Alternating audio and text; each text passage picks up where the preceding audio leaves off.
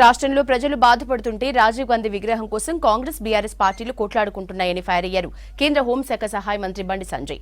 కరీంనగర్ కలెక్టరేట్లో అధికారులతో ఇంటరాక్షన్ మీటింగ్లో పాల్గొన్నారు బండి సంజయ్. ఆ తర్వాత కాంగ్రెస్ బీఆర్ఎస్ పార్టీలపై తీవ్ర విమర్శలు చేశారు. రుణమాఫీపై ప్రభుత్వాన్ని రైతులు నిలదీస్తున్నందునే ఆ అంశాన్ని పక్కదారి పట్టించేందుకు రాజీవ్ విగ్రహాన్ని తెరమీదికి తెచ్చారని ఆరోపించారు.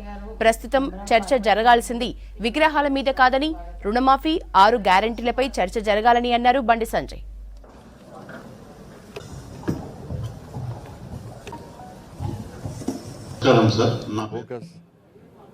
70% రుణమాఫీ జరుగుతుందని చెప్పి మొత్తుకుంటే వాళ్ళ నుంచి ఆన్సర్ వస్తలేదు. అధికార పార్టీ నుంచి విమర్శకు ప్రతి విమర్శ వస్తున్నది.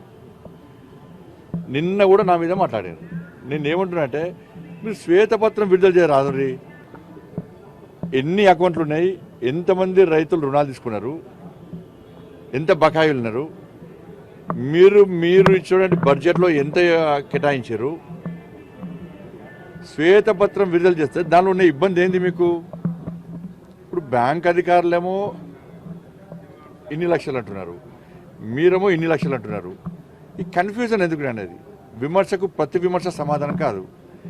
మేము విమర్శిస్తలేము, మీ దృష్టి తీసుకొస్తున్నాం.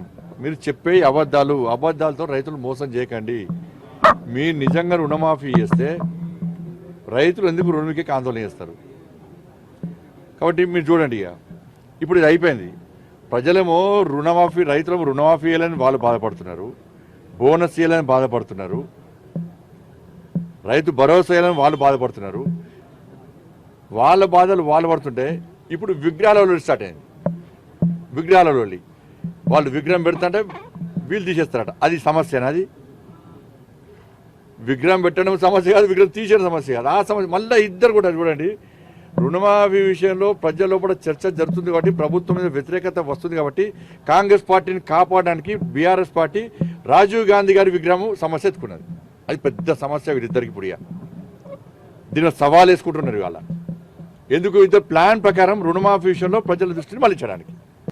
ఇవాళ రుణమాఫీ విషయంలో ప్లస్ 6 గ్యారెంటీల విషయంలో మాత్రమే తెలంగాణ రాష్ట్రంలో చర్చ జరగాలి.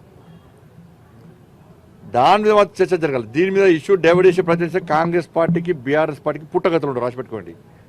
కేసీఆర్ కొడుకు ఏదో నిన్న పెద్ద పోటీ గనక విగ్రహం తొలగిస్తామని వీళ్ళంటారు, తొలగిస్తే మీ సంగతి చూస్తాను వాళ్ళంటారు. అది సమస్య అని చెప్పండి.